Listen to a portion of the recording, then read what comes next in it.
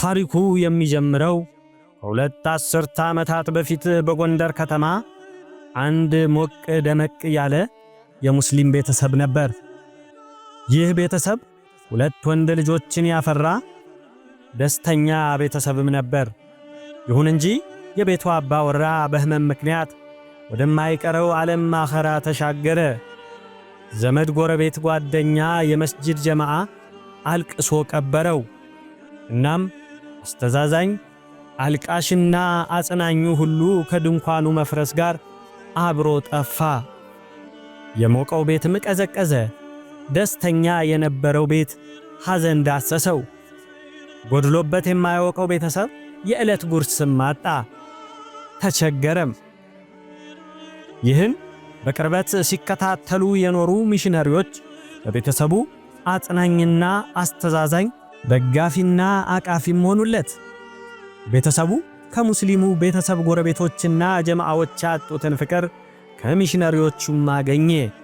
ሚሽነሪዎች ልጆቹ ሳይጎርልባቸው እንዲያድጉ ለኛ ስጭን ሲሉ እናትንም ጠየቁ።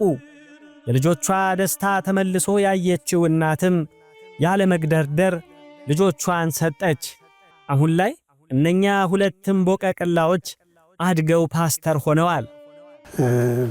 የቲሞች በሌላ እምነት ተከታዮች በእርዳታ መንገድ ተወስደው ልጆቻቸውን የግድ ቸግሯቸው ሰጠው። እነኛ ሁለት ልጆች አድገው ፓስተር መሆናቸው ሲታወቅ የፈጠረው ቁጭት በወቅቱ የነበሩት ሰዎች ለምንድን ነው የኛን ወላጅ አጥ ሕፃናት አንንከባከብም? ይሄ የኛ ችግር ነው፣ ስለዚህ ፕሮጀክት ያስፈልገናል በሚል ነው የጀመሩት የሚል ከ10 ዓመታት በፊት ይህንን ቤተሰብ የሚያውቁ ሙስሊም አባቶች የልጆችን መክፈር ሲያዩ ደነገጡ። ጥፋታቸው ቁልጭ ብሎም ታያቸው። ስህተታቸው ጎልቶ ተሰማቸው። ይህ የሆነው እኛ የአላህን ትእዛዝ ባለመጠበቃችን ነውም ብለው ተቆጩ። ግን ደግሞ በቁጭት ብቻ አልቀሩም። በዑለሞች መሪነት ተሰባስበው መከሩ። አንድ የቲሞችን የሚደግፍ ተቋም ሊኖረን ይገባል ሲሉ ተስማሙ። ከመስማማትም ባለፈ የከተማውን መሬት በማዘጋጀት ሥራውን አንድ ብለው ጀመሩ። ቁጭት ከልባቸው አልወጣም ነበርና በየጀማዓው ሳይቀር ገንዘብ እየለመኑ ያኔ ከባድ ይባል የነበረውን ባለ 5 ወለል ሕንፃ መሰረት ጣሉ። በዛ ሰዓት በጎንደር ከተማ ከ2 እና 3 ፎቅ ከፍ ብሎ የተገነባ አልነበረም።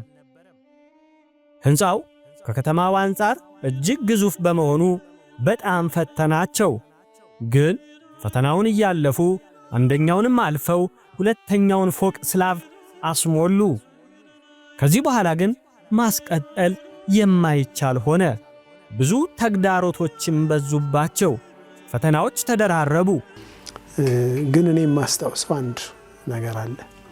ለዚህ ፕሮጀክት ግብአት እንዲሆን 1 ብር ለአንድ ጁምዓ የሚል ካምፔን ነበረ።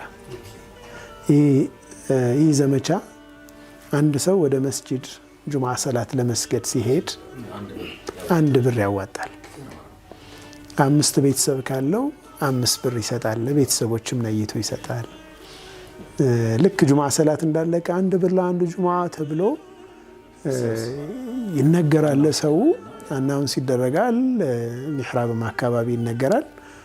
ከዛ ደግሞ በየመስጂዶቹ በጎንደር ጁምዓ የሚሰገድባቸው መስጂዶች እነዛ ብሮች 5,000 ተገኘ 10,000 ብርም ተገኘ ለወቅፉ እንትን የሚሆን ዝግ አካውንት አለ።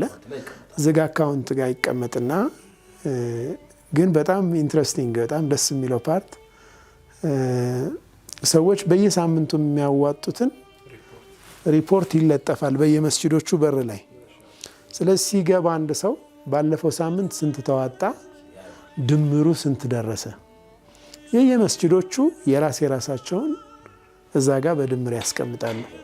በዛ መልኩ በርካታ 100,000 ብሮች ተሰብስበው አንዳንድ ብሩ ማለት ነው ተሰብስቦ ለዚህ ፕሮጀክት ግብአት ሆኖ ማስጀመሪያ ሆኖ ዘለቀ። ከዛ በኋላ ያው የማቴሪያል ውድነት ምንም እየጨመረ ሲሄድ በአቅም እጥረት ለረጅም ዓመታት ቆመ።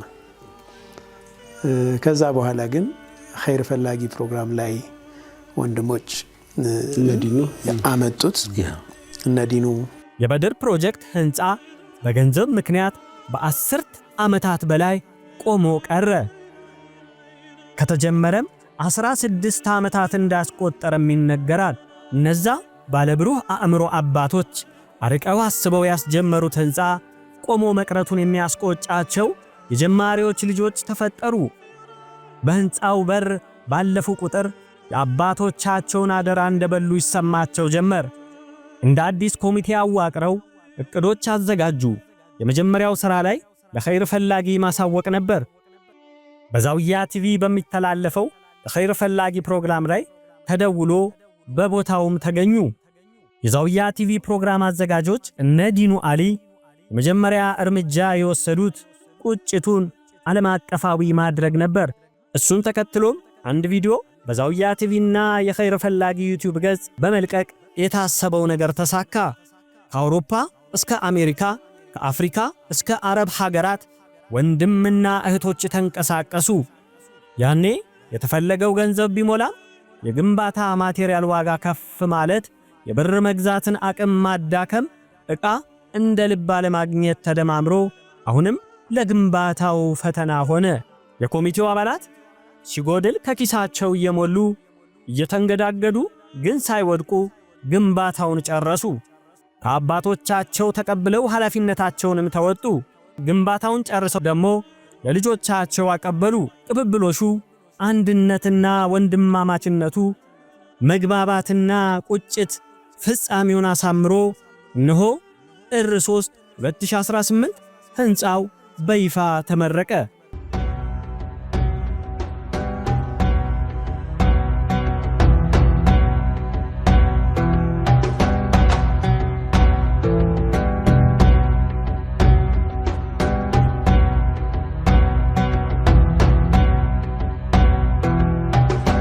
በኢትዮጵያውያን ታሪክ ለመጀመሪያ ጊዜ ህንፃ ወቅፍ በመስጠት የጎንደር ሙስሊሞች ጀማሪ ሆነዋል። በጎንደር ከተማ የሚገኘው የበድር ወላጆቻቸውን ላጡ ሕፃናት ማሳደጊያና መርጃ ማዕከል ለየቲም ሕፃናት ማሳደጊያ የሚውል ባለ 7 ወለል G+6 ህንፃ የከተማዋ ከንቲባ አቶ ቻላቸው፣ ኡስታዝ በድር ሁሴን፣ ኡስታዝ ያሲን ኑሩና ሌሎች ታላላቅ እንግዶችም ምረቃውን አድምቀውታል። በዕለቱም በሌላኛው የበድር ፕሮጀክት ማስፋፊያ መሬት ላይ ሊሰራ የታቀደው የቲሞች አዳሪ ትምህርት ቤት ዲዛይን ይፋ ሆኗል። የተመረቀው ህንፃ በአሁኑ ሰዓት ሙሉ በሙሉ ሳይከራይ በከፊል ኪራይ ብቻ ከ500,000 ብር በላይ ወርሃዊ ገቢ እንዳለውም ተገልጿል። በርካታ ሚሊዮኖች ደግሞ እዛ እንዲሰበሰብ ተደርጎ ይሄ ህንፃም የተወሰነ ደረጃ ከደረሰ በኋላ የደረሰውን ያክል ደግሞ በማከራየት ያንን እንደገና መልሶ ኢንቨስት በማድረግ በትግል አልহামዱሊላህ 16 ዓመታት በኋላ ይህ በጣም ትልቅ የሚያምር ህንፃ እውን መሆን ችሏል። በአሁኑ ሰዓት በወር እስከ 500,000 ብር ለአይታሞች አገልግሎት የሚውል ገቢ ያስገኛል። ያ ደግሞ ተሰብስቦ አሁን ማደሪያቸውንና መማሪያቸውን ትልቅ ትምህርት ቤት የመስራት ራዕይ ይዞ የ600 ሚሊዮን ብር ከ550 እስከ 600 ሚሊዮን ብር ፕሮጀክት ለማስጀመር እንቅስቃሴ ላይ ነው ያሉት ማለት ነው። ይሄ እንደ ወቅፍ ጥሩ ተሞክሮ ነው። የትም ሀገር ላይ ያሉ መጅሊሶች ያሉ የህብረተሰብ አንቀሳቃሾች ትንሽ ብር ግን በቋሚነት በመያዝ እንደ እርሾ ተጠቅሞ ከዛ በኋላ እኮ አይኑ ሲያይ እንደሄደ ሲያይ ሚሊዮን ብርም 500,000 የሚሰጥ ሰው አይጠፋም። የተጀመረ ኮንክሪት የሆነ ነገር ላይ ሰው ኢንቨስት ማድረግ ደስ ስለሚለው ግን እቺ መነሻዋ እርሾዋ ላይ በየቦታው በርካታ ወቅፎችን በዚህ መልኩ መመስረት ይቻላል። በዚህ ግንባታና ኸይር ስራ ላይ እጃችሁ ያለበት ሁሉ እንኳን ደስ ያላችሁ፣ ልትመሰገኑ ይገባችኋል። ለመላው ኢትዮጵያ ትምህርት ሊወሰድበት የሚገባ የመጀመሪያው የወቅፍ ህንፃ ጎንደር ላይ ተመስርቷል።